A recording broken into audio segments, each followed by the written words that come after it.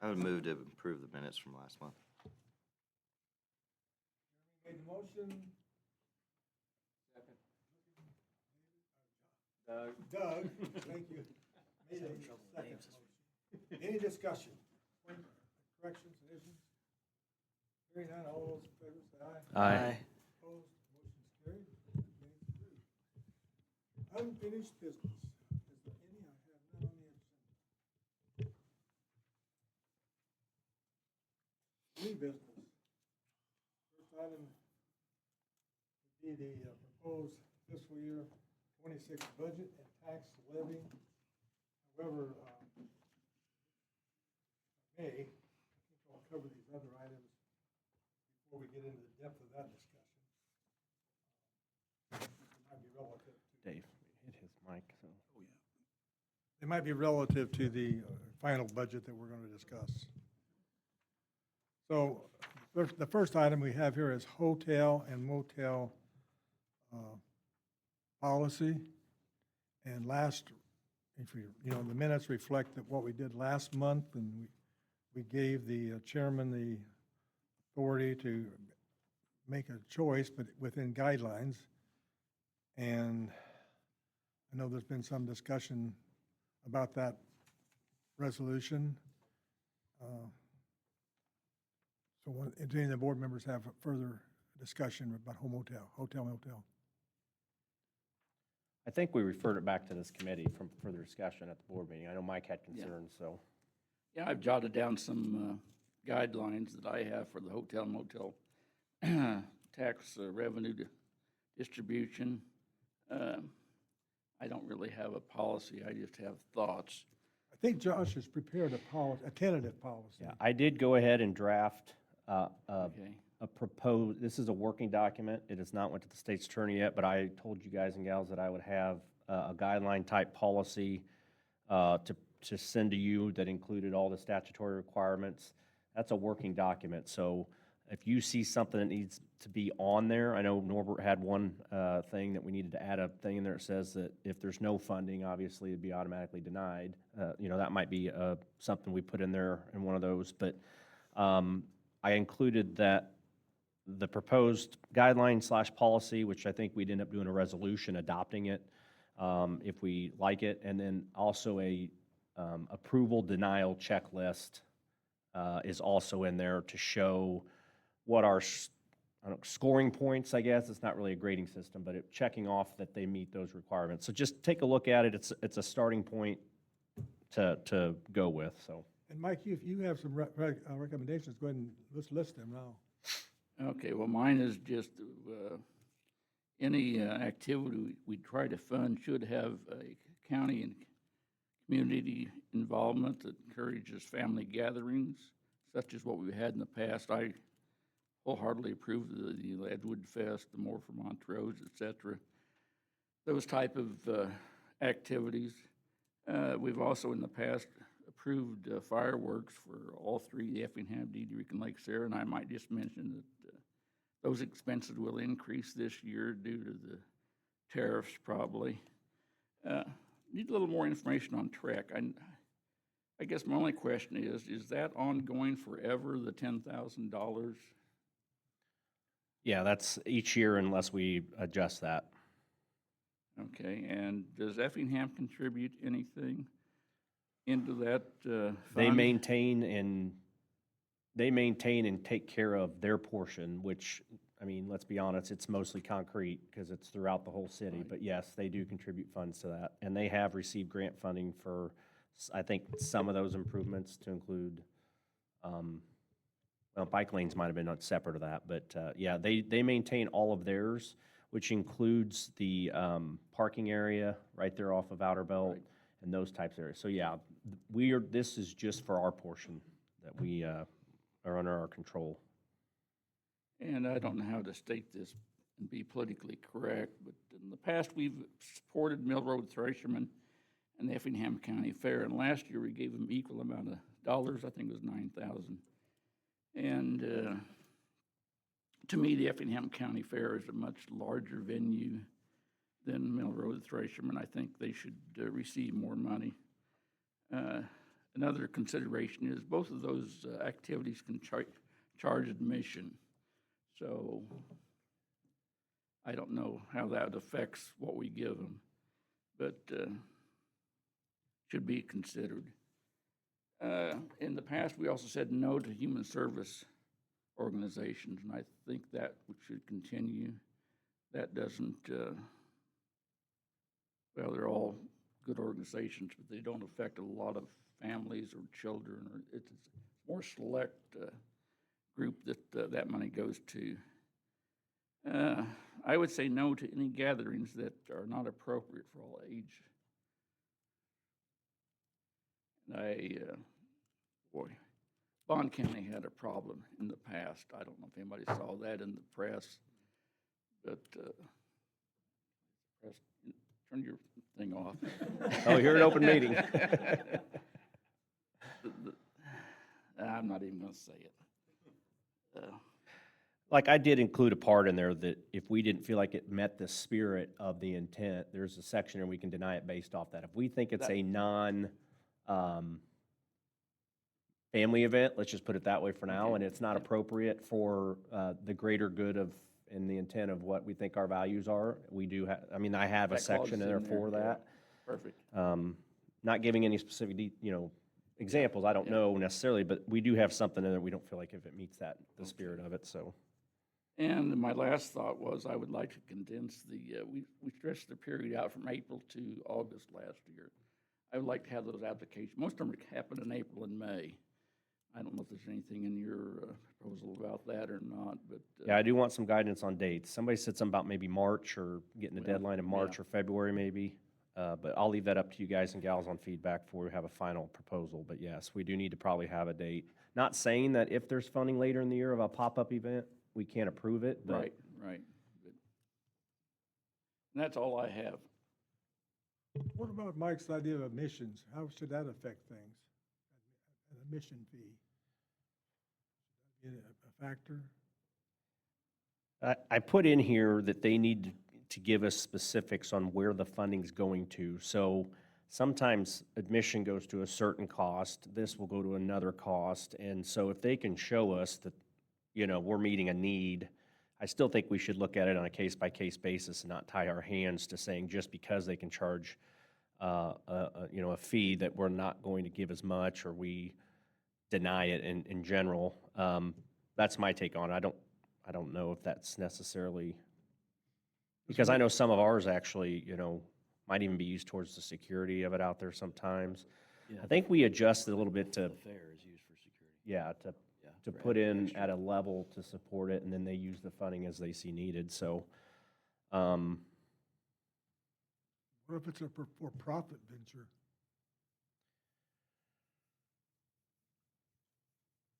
Again, I think the intent is if it brings people here to spend tax dollars here, then. Heads and beds. Yeah. I'm not sure that should be a disqualifier either, but I don't know if you guys saw, I did put in here a request, and there's some typos in there, but we can correct those. I did put in there that they should demonstrate a document or something showing they're promoting the available rentals. For instance, when was it VW or Corvette Fest? Both, I think. They posted an actual flyer, I think on Facebook, or sent it out that showed Anthony Acres, Airbnbs at the lake. Yeah. Hey, stay here while you're here for this event. So I put that in there because I think it's an awesome idea that they show that they're promoting what it is that we would like, need them to stay at. I put it in under number 3, under the detailed portion of the application, where provide an example of the promotion of the local hotels, motels, or short-term rentals available for use by attendees. I mean, even if it's a blurb that says, visit here for this event, stay here for this event, something showing they're promoting it. I did add that in there. I'm not saying it has to stay, but like I say, I'm trying to think of all the things that will show that this event is pushing the intent of the statute. So something to think about. I agree with that because in order for these people to have these funds available, those places need to be rented. And I'd have a couple other points. Yes, on the hotel motel, we only did the same amount for the fair and the Threshermans, but we also gave the fair $80,000 to pay portion. So, yeah, and they're part of budget too, aren't they? So they are getting additional funding. I like the spirit of this document, Josh, but I think that this, in the background, is saying that I think we need to get away from annual dividends out of this. People should come back every year and ask for their funds and reiterate why they need them. Oh, yeah, I'm not trying to imply that they're guaranteed them. They should come No, back no, and I apply feel every like that year. that's what we're doing now, though, because there's some things that are just, okay, well, Edgewood Fest needs this money. I've never heard anybody talk to us about Edgewood Fest. I personally. totally agree. I think we did historically have a list of the known ones, and we kind of budgeted based off Right. that. That's why I brought it back to the table to say, is that how we want to approach it, or we just want to allocate a certain amount, and everybody comes to us, and if it's there and we think it meets it, then we do it. I I think, think what we run into is exactly what Mike said, though, is, if we need to make sure that request is all at the same time, or you just miss out. I don't know. So I agree with you. I think everybody should come every year and show again that they're meeting the criteria, and it's not just a given. So it's a great point. You know, in terms of the date, I do like having a deadline for all applications to be in. But when we're talking about what our budget for the next year is there a possibility that we have a deadline before we produce that budget? So for next summer's events, say, they need to have them in by October 31st or whatever, and then have an allocation of those pop-up events. Because most of the stuff that we do contribute to, honestly, it's every year. It's a yearly event. It's not a new thing. But I think we have to have some grace for those events that do pop up and become, a new event in there. Just a consideration, just so we can do the budget well as well. I think that's why I kind of lean towards a percentage, like we can spend up to this percentage of the available funds. And that gives us a little more wiggle room as opposed to putting a dollar amount down, because we don't know what the dollar amount's gonna be year to year. We might have a great year this year, and next year nobody stays in town because we have a cold winter or something like that. I mean, and I see what you're saying about these are recurring charges, but I think it's who of these entities that are using tax dollars that they come and justify why they need the money. And like Sarah, Fireworks does a great job of it every year. They send a whole entourage to explain, hey, this is what it's costing, this is what we're doing.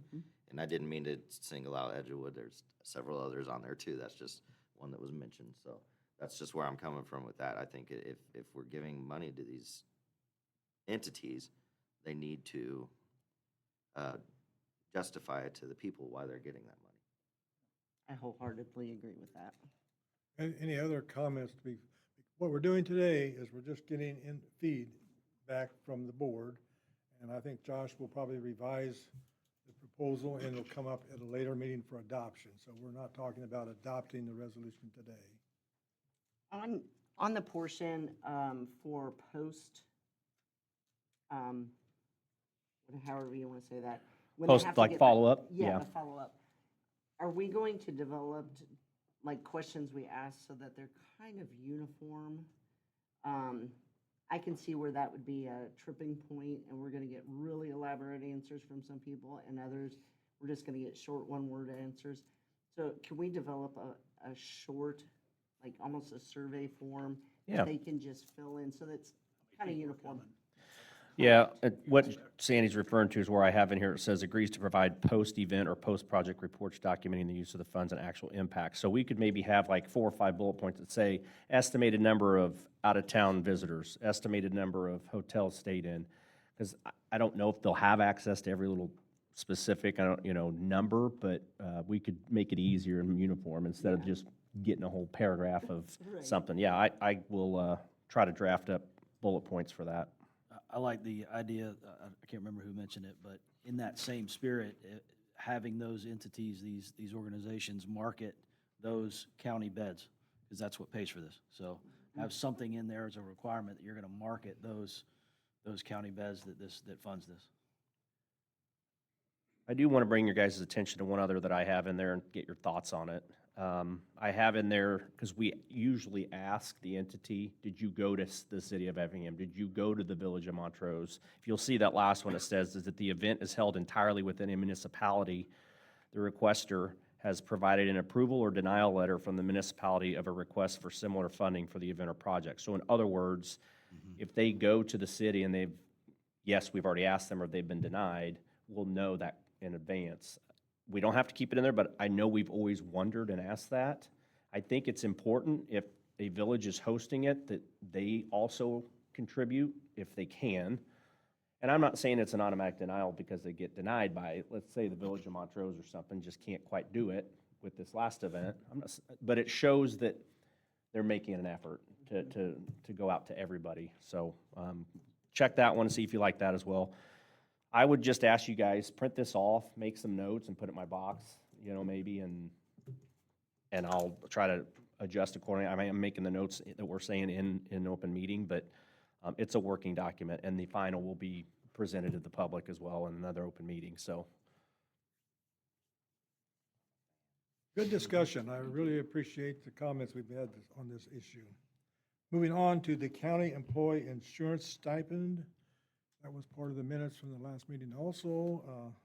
So today, I think we want to approve the proposal. I guess Josh can tell us what that would be in the budget. Yeah, so we're just going to follow what we did last year. We would provide up to 1,000 subsidy towards premiums a month. And then we would cover all of the preferred premium preferred level deductible in the HSA. If you take the HSA, we'll put $1,700 into your HSA account. So ultimately, if you are a single employee taking our insurance, you will not have any cost out of pocket if you use the preferred network. So it's the same as last year. Our increase was the 3.99% on the premium. It's still under 1,000 as far as the individual HSA one. And then we also were covering that HRP as well, which is 500. So it's the exact same as last year is what we're covering. The cost increase is just that the deductible went up a little bit, $50 or something, I think, so. So this will be part of the budget layover. Yes, So it's in there. I don't think we need any specific action at this moment. It'll be covered by the budget resolution to lay over the budget. Correct.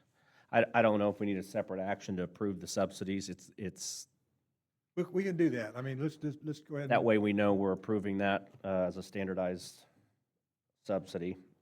But yes, it's included in the numbers that you have in front of you. So then, We will get, excuse me, sorry, Mr. Chairman, but we will have a more solid number for that at the open enrollment at the end of this month. So once we get to that last layover, maybe a smidge adjustment because we'll know exactly who took what. But we've estimated based off our current enrollment, so just keep that in mind. so I would accept a motion to continue the policy that we have in force now. So moved. Moved and seconded that we continue to pay the 1,000 per employee and the 1,700. Any discussion? All in favor, this will be forwarded to the full board for their approval. All in favor, say aye. Aye. Opposed? Motion's carried. 708 board, do we have somebody here from 708? Oh, it's David. All right, Dave. Only asked that to be put on there because 377 is getting, 20,000. Want to make sure that 708 gets the same amount. So what does the 708 do with their money? Basically, I think there's 7 active organizations, Heartland Human Services. In front of me, all of them, but we contribute to each one of those when they ask to get reimbursed for counseling. And we never have enough money in there to cover it all for mental health. You're just asking their levy be increased 20,000 then to match To match. 377. Yeah. I thought we talked about that earlier at another meeting, but I guess it didn't Mm-mm. get put on, or I dropped the ball on it or whatever. Do you have, I'm not saying you do, but do you have any knowledge directly of what the qualifications are for when they submit that, that the individual, they don't have health insurance, or there's a copay that they have to get A lot of covered, them or? don't have insurance, period. You're Okay. correct. Yeah, And- I'd just like to and some- educate myself a little more on who specifically is, It's usually the ones that don't have insurance. okay. So they don't get denied or turned away, basically. Griffin Okay. Therapeutics, another one. So it could be like the wellness loft? Wellness Loft might Wellness be on Loft, there. that's another one. Do you have the numbers showing what they did last year, or what they're at up to this point, so No, we I- can see that unless they are? Unless Angie's got them, do you? Yeah, How do you I know choose- they keep a running total. I'd like to see their actual numbers, reimbursements, to show that they are running behind, or they are Oh, not yeah, keeping we up. can definitely bring that and Yeah. show you. How do they choose, when they have a overabundance of a request, how do they choose which ones they're gonna fund? The 708 It's up board. to each, well, it's up to each individual organization. We give them, well, they'll give us a proposal of what they want, and then there's however much money there to divide up. And Kind of prorated then? we just have, that's pretty much the way it works. Yeah, we have to prorate and give them what we can, I mean, they'll show the need, and then we kind of look at each individual need and break it down and try to give them, as much as we can with what we got, but we're always falling short, just like 377, always falling short on the need. Money. What And there do is a we- big call for it. I mean, they're getting more and more every year, people needing those services. I'd like to see the running sheet, and I'd also like to I can see, bring that board meeting if you want. is it something that it covers those that maybe aren't on, Medicare or Medicaid, excuse me, and there's a gap between that income level, where I would assume Medicaid would cover it all if they're on that. So they wouldn't need to dip into our There's some reimbursement. of them that aren't on Medicaid. If there's some that make a little bit too much, we run into that with childcare and other things. So I'd just like to see the parameters, if they could give us a little proposal or something, be awesome, I I'll have think, that. by the next meeting. I can do that at the. Because we county. can adjust the levy then, but I'd like a little more information, I guess. Doesn't go to specifically to what you're talking about, but there are new bylaws that are getting ready to go into effect in general as to how 708 board reviews, what they do and How we different distribute it. organizations and all of that. It might be helpful to look at from a more macro standpoint. Perfect. Yep, and the current levy would just show 180,000. What if we raise that to 200,000? How's that gonna affect things?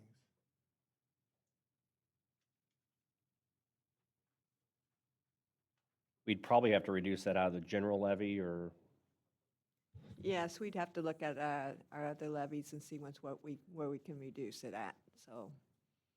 It would just be a matter of shifting maybe from less Reassign, contingencies or something? reassigning, yes.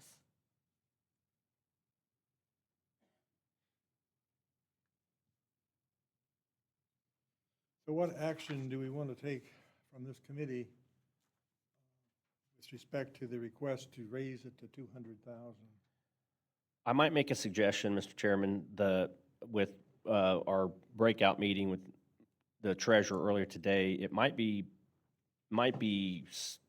smart of us to go into the full budget overview and then show where the levy money's going in the budget, so we can show that if we leave it what it's at, and if we need to pull 20,000 towards one thing, where it would come from. I don't know, is that a good idea, Deb? That way we show where the money went, at least suggested, Suggested, and then where. work our way back out of, Correct. A lot of things are going to change probably after open enrollment, so, because we'll have a true number then of our insurance numbers.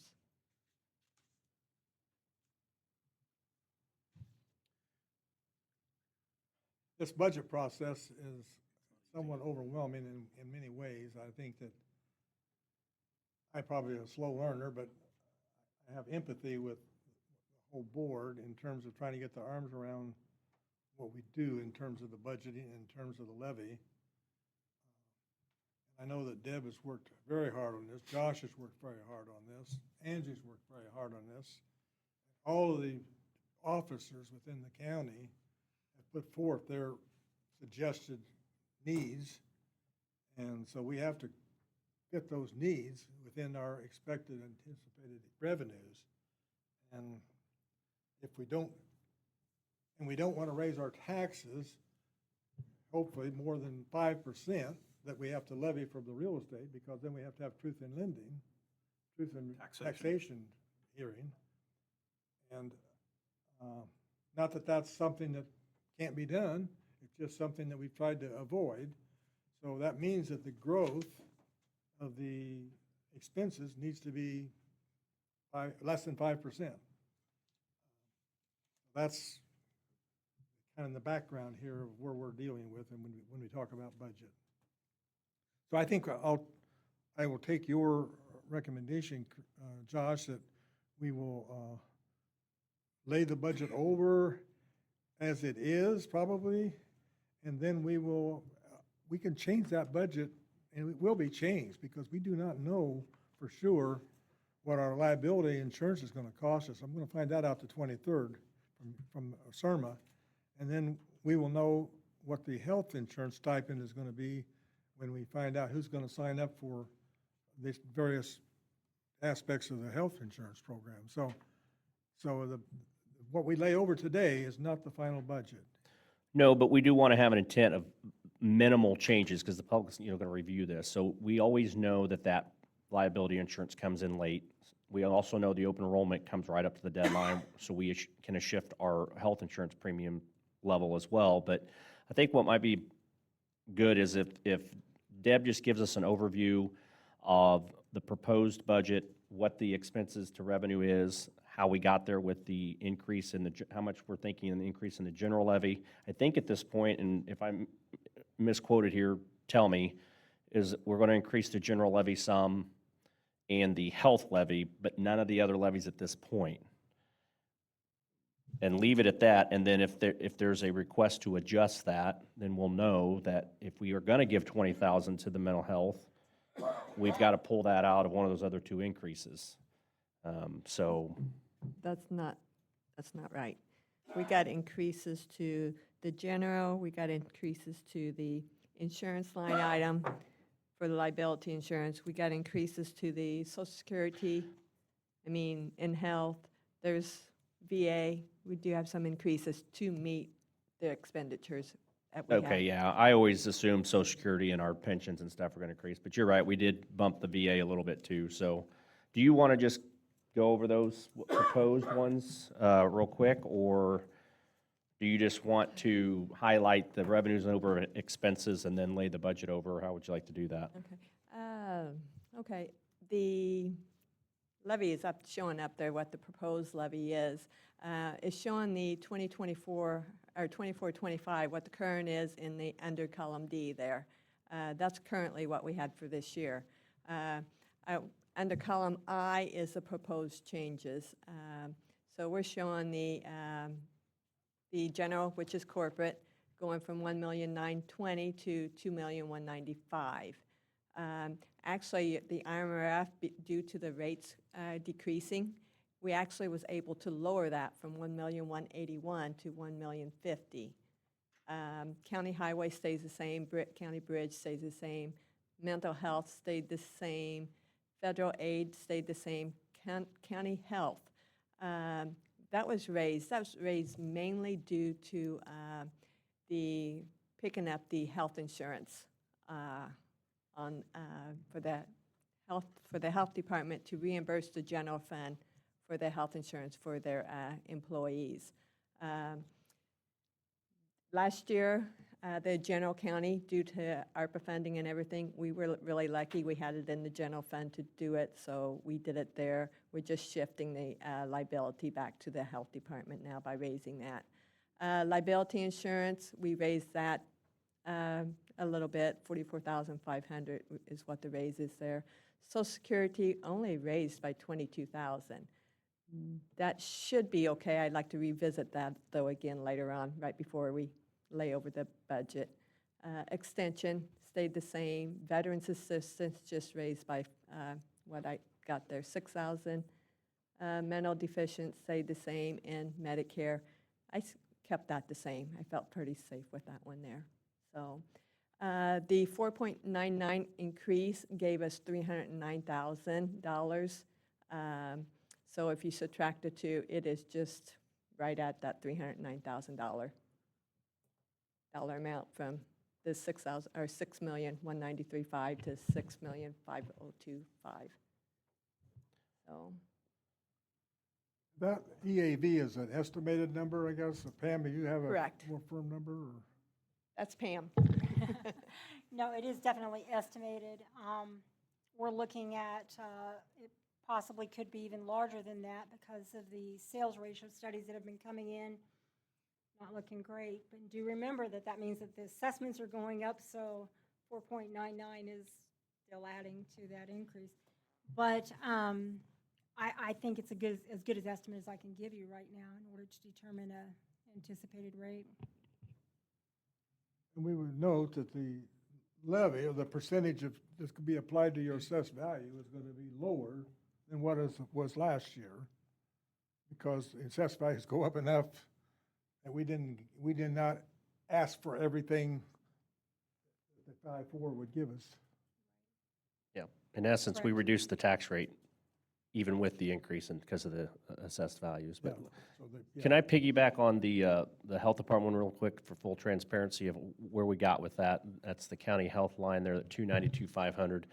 We ran in again to that budget having a request for some capital improvements. They're anticipating some roof issues needing to be taken care of. So instead of just increasing the levy to cover that, again, we're going, the plan would be to cover up to $50,000 for capital improvement on that property or health department property again, because I just feel like a one-time expense doesn't need to hit the levy on our taxpayers if we can avoid that. So that's why that's why she mentioned it's pretty well all due to the fact that we are now having the health department cover their health insurance premium requirements.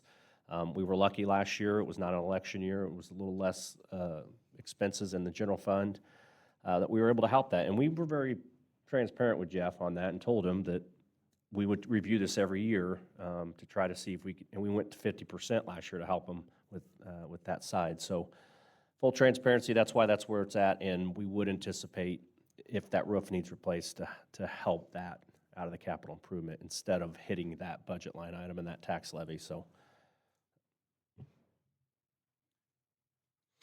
Questions from the board, from the committee, I'm sorry.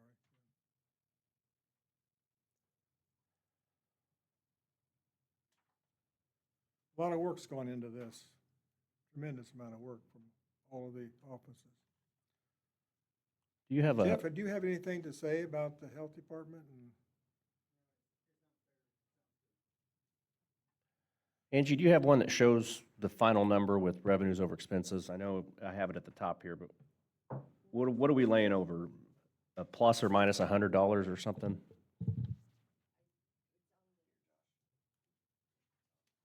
At this top number here? Yeah, and let me just calculate it real quick.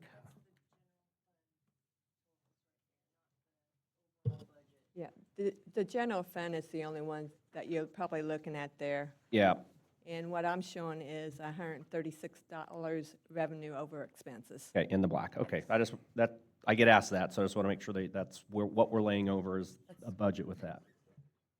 I confirm, I had the same, so you're Okay. good.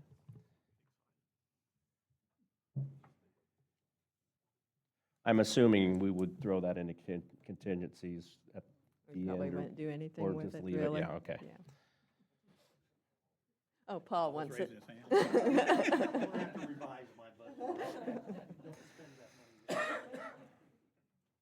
We all have access to ClearGov, which allows us to go in and look at these numbers. Of course, I imagine some of us have the problem that I do, that there's a lot of numbers there, and it's kind of hard to digest all of that spreadsheet. But if we have more discussion, we can do that at the full board meeting.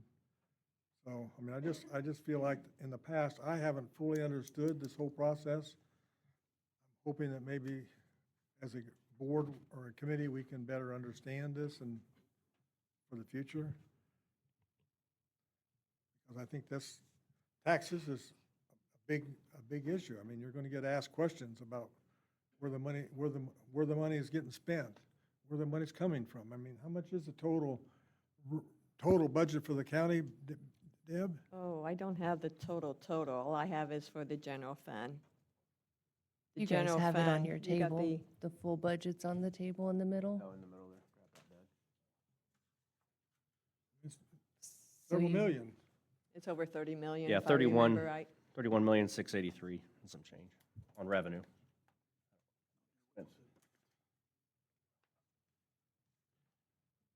So we're dealing with just a portion of that when we talk about the general fund. We have a lot of other funds that take money and get money. So, I guess we've covered the various sub-items here. The county health levy, that's been taken care of, I think, and we're down to the budget layover. So I think we need to submit this budget that Deb has put together, and Angie and Josh, to the full board for their approval. We have to lay it over for 30 days for the public to make comments. And not that we will see a lot of those, but that's the process. I'd move to lay over the budget as proposed to the full board. Moves by Josh, second by Mike, to lay over the budget as proposed for adoption by the full board. Any discussion? All in favor say aye. Aye. Opposed? Motion's carried. Thank you. One item that's kind of fun is the county employee Christmas. At least that's not very stressful.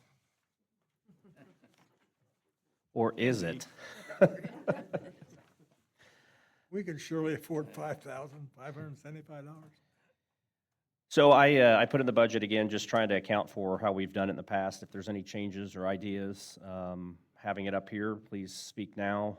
We would do the gift certificates again, as we did last year, including the part-time employees. Make sure we do that all up front. And then we catered in food from a few different places. So I'm open for feedback. I would like some discussion about part-time employees. Do you feel that somebody that works 2 days, I don't know whether that would be possible, but do we need to have a cutoff in terms of how much time you might have spent as a part-time employee to be eligible for full amount of benefits? Because I think as a full-time employee, when you look over your shoulder and think that somebody got just as much as you did for working a much lesser amount of time, is that fair? May I have the floor? I really think it does need to stipulate that on a certain day, whatever day that we decide, December 1st, you have to be an employee in good standing. Whether they've worked twice that year, whether they have worked, some of our employees, part-time employees, work a lot of hours. And I don't think we need to get into the nitty-gritty of you worked more than me, I worked more than you. I think they all deserve it if they are an employee in good standing at that time and would get a 1099 from us. That'd be my opinion. So you're saying that everybody who gets a 1099 would get the benefit of their Christmas? As a part-time employee, yes, as long as they haven't quit, been fired, or, severed their service at that point. So like in the past, sometimes we've had border review, dive rescue team, some of those guys that don't get 1099s, so they're not eligible to go anymore. Are you referring to 1099 or W-2? W-2s is what you're probably meaning. W-2. Okay. W-2, yeah.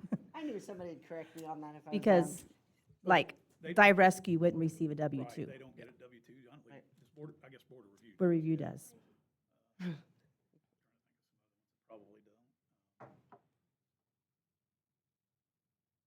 Canine guys, they don't get it. Did we give certificates to like Dive? No, if they weren't marked as a part-time employee, then they did not receive anything last year. Sometimes they have in the past when Doug and I have been on. They're more than welcome to attend the meal, though, for sure. Absolutely. Any county and volunteer employees can come to that meal. You'd call Dive as a volunteer, right? So, For that part, yes. yes, for sure. So, Well, and as an example, I mean, I have interns that we'll sometimes hire, consider part-timers during, often the summer, not always the summer. But they got it last year, even though they were really no longer with the office. I think that's the sort of thing that you ought to look at whether or not that's what you want to continue or not. I mean, I won't take a position on it, that's up to you guys, but those individuals generally aren't still employed with our office at that point, but they were eligible for it, and we're very surprised and happy to receive that whenever they got it. So I think that's an example of where, sort of thing that you guys could at least look at whether it makes sense or not. Like the Board of Health, do they get it? I don't think we gave it, I think it was department employees or under elected officials, not a outside entity, you know. I don't know, maybe we should leave it up to the elected officials to submit their list accordingly that they feel are the appropriate part-time and full-time employees that, I don't know. I think it only makes sense. Because you would know that, Aaron, you would submit saying, oh, this is an intern, that doesn't necessarily fit the spirit of it, so you would submit a list or a number, Airport, they don't get it. Right. so, I mean, generally, I think people that aren't currently employed aren't expecting it, which goes to the point that Right. some of them were surprised when they received it.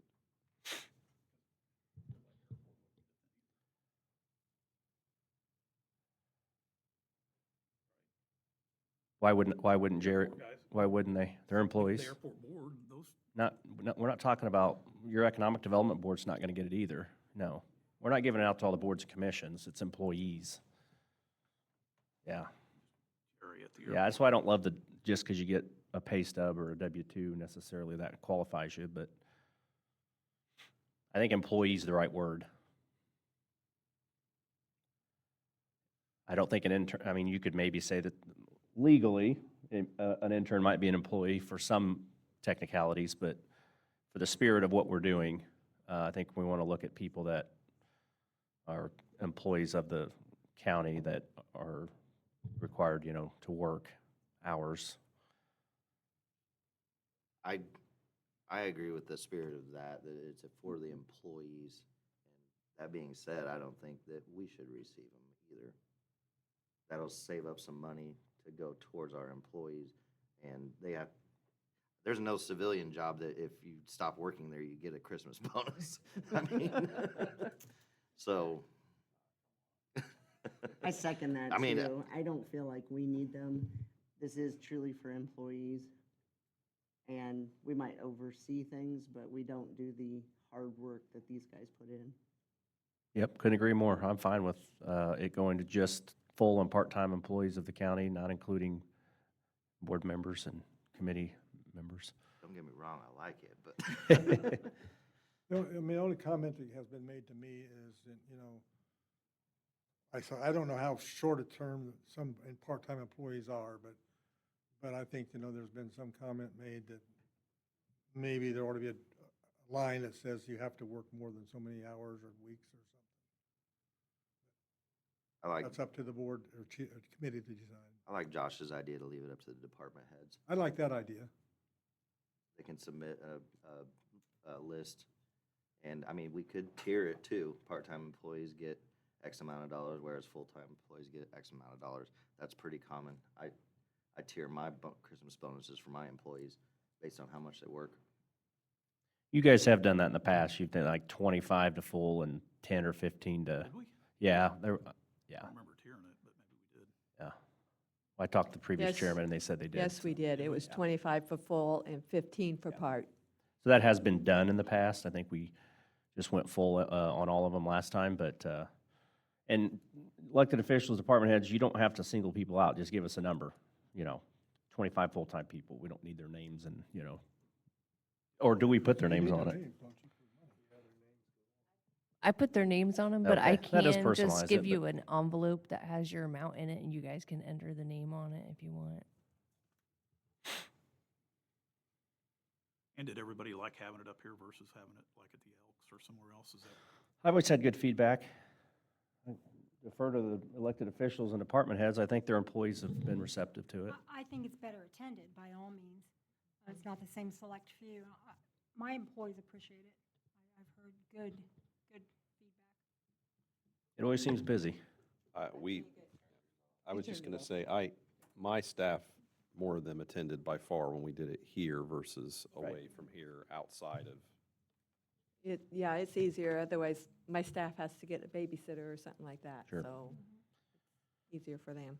Okay, well, we for sure know we'll do the luncheon again then, I think, from the, most of the feedback, but, Do we need, do we need further guidance from what we've already got?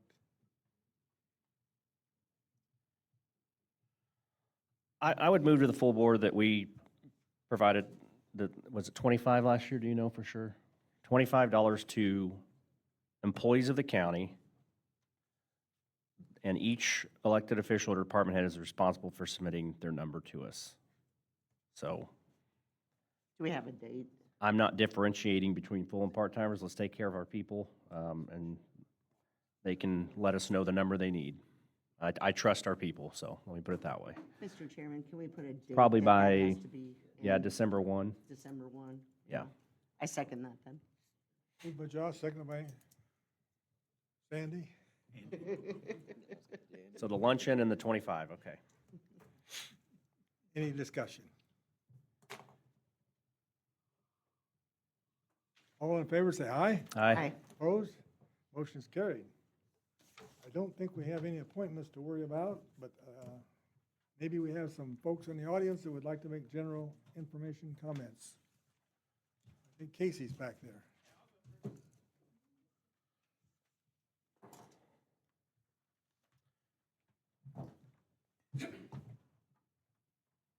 There we go.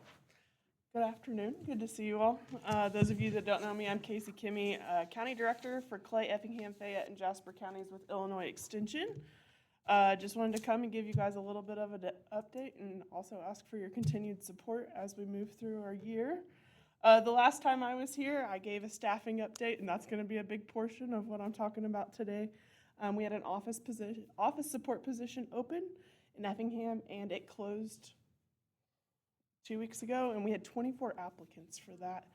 And so that gets sent to campus, and then they send back the ones that I'm allowed to interview, and 18 came back on my list. And so we did written interviews to kind of narrow that down, because there's no way that I have time to do 18 for Effingham County. And I narrowed our list down to 10, and we're going to do interviews next week for 10 people here in the county for that office support position. So we're working through that and hoping to have a decision made by the end of next week, fingers crossed. And as I always say, that while I may make a decision next week, it goes to campus and has to go through their whole process before we get final approval. But I'm hoping by at least the end of November, we'll have someone in that position. That's my big hope. So fingers crossed. I was very excited about that number. We have not had that number for an office support position in a really long time. So very excited for that.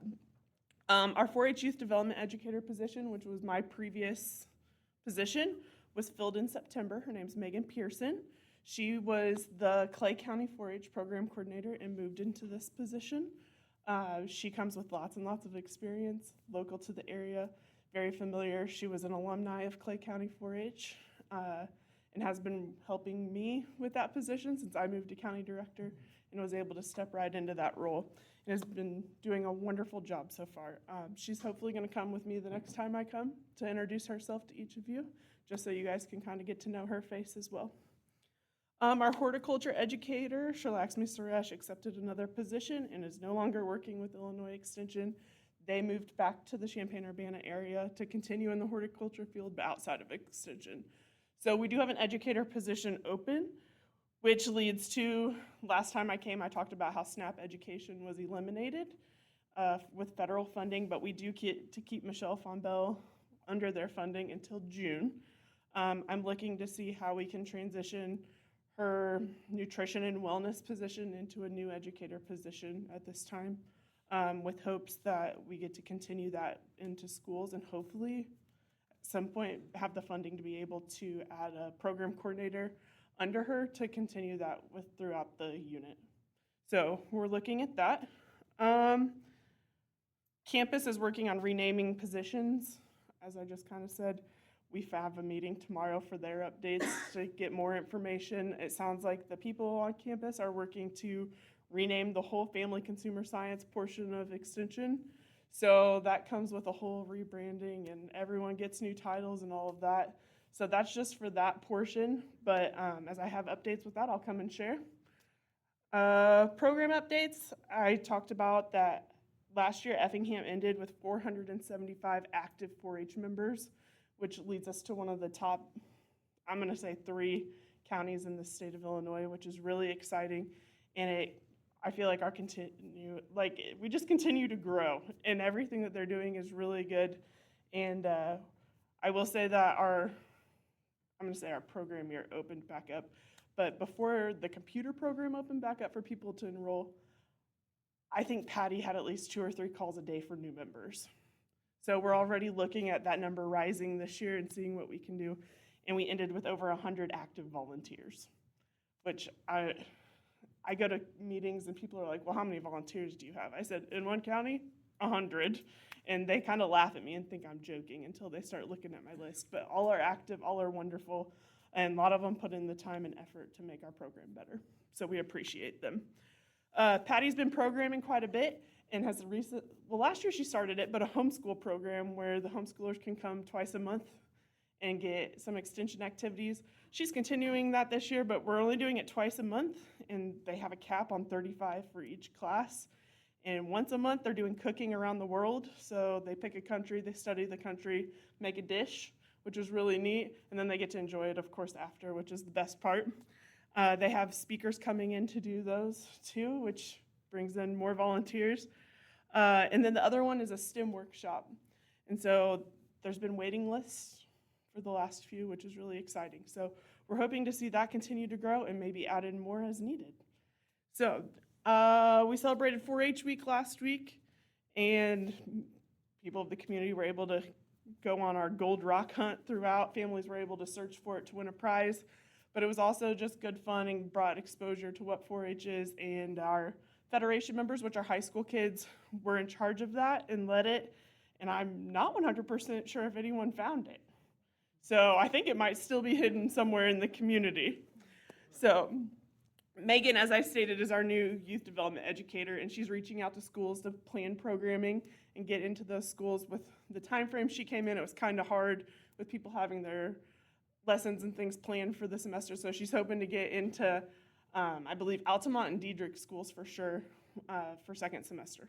So she's working pretty hard on that. SNAP-Ed, Michelle wanted me to give you 2 bullet points of information, and she said that the Growing Together funds have supported the expansion of the Effingham Community Garden with the addition of raised beds, soil mulch, and public signage. Illinois Extension is now exploring external grant opportunities in partnership with the Effingham Park District to secure funding for a garden shed to further enhance their space, which is really exciting. If you go by, they got a new sign put up. It's a nice big all-weather sign. That was part of a grant through SNAP-Ed. So the Master Gardeners are really excited about that. As deer season opens, Hunters Feeding Illinois continues its partnerships with 25 meat processors across the state, including 9 local. So with the addition of new partners this year, we're hopeful to surpass last year's total pounds of venison donated to those in need. So that's kind of where we're at. Any questions for me while I'm here? Where's that garden at? Ugh, I never knew the location. I hope I don't say it wrong. I might have to send the exact address to you if you're okay with that. Yeah, that's fine. It's I feel like it's hard to explain because you pull into someone's driveway and veer Oh, off okay. and all the things. So I would like to get you the exact No, that's location. fine. I can Just email curious. it to you. Okay. Yeah. So they have a sign for that now. Anything else? All right. Well, thank you for having me. Thank you for your continued support. We appreciate it more than you know. And I'm working hard to keep you guys informed. And if you ever have any questions, please feel free to reach out to me. Thanks for coming, Casey. We Yep, appreciate thank it. you. I'd just like to say I wish we could bottle her energy and pass that out for Christmas. Her enthusiasm's amazing. They're like, she takes the chaos in stride. Any other comments? Courtney, you're sitting there like I'm gonna, sure you're gonna have something to say.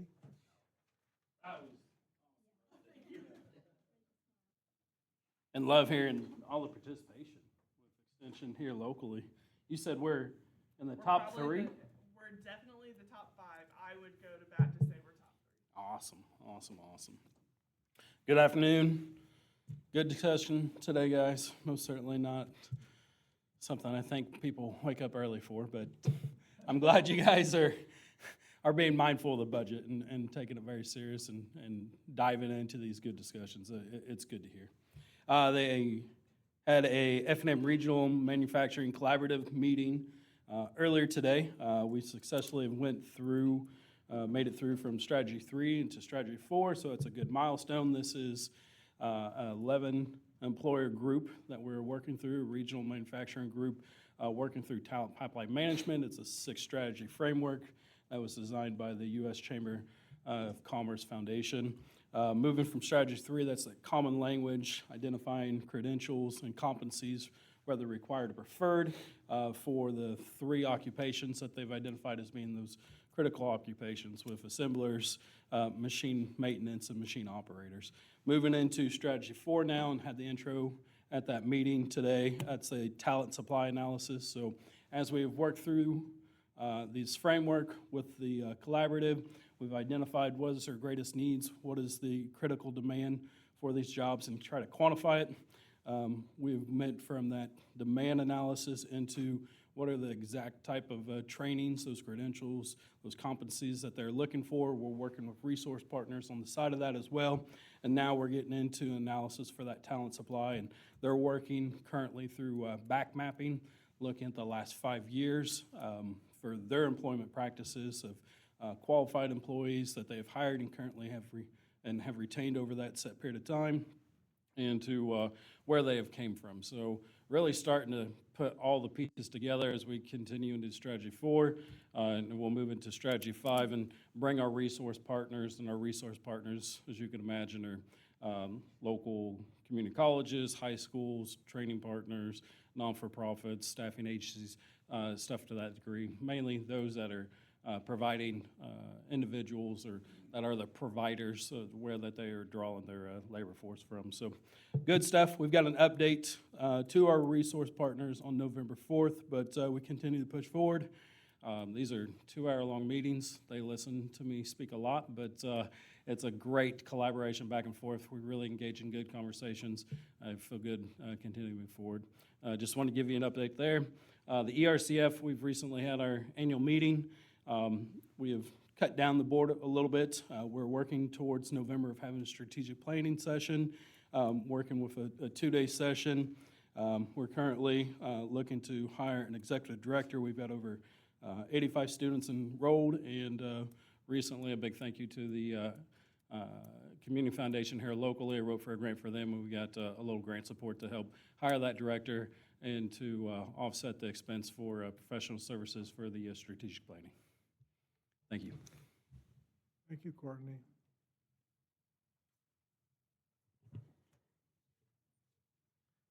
Anything else that needs to come before the meeting today? I just want to ask feedback from the guys and gals here. We have to set a special meeting, so I will notify the clerk to do that at some point. We don't need official action, but I just wanted some feedback. We'll probably look that Monday or Tuesday of November 24, 25-ish. Don't you think, Deb, that earlier in the week better because it gets toward Thanksgiving? I want to give you guys a couple days also. Earlier the better, that way they can process any final payments before the fiscal year ends. for So we accounts may payable. target the 24th, that Monday. Just give me feedback on that. Obviously, we'll send notice to the press and everything like we're required, but I just wanted you guys to see if that's a horrible day for us. We can move it to the Tuesday, but we don't want to get too further into the week. It doesn't sound. Okay. That's kind of what I was planning on, the 24th. Okay. Just want to make sure. Thank you. Hearing no other comments, anybody that wants to give a report of something? Well, I'll take a motion to adjourn. Move to adjourn. I move to adjourn. Died for lack of a second. No, I think Tim made a second. We don't know how to do that. All in favor, say aye. Aye. Opposed? Motion is adjourned. I mean, meeting's adjourned.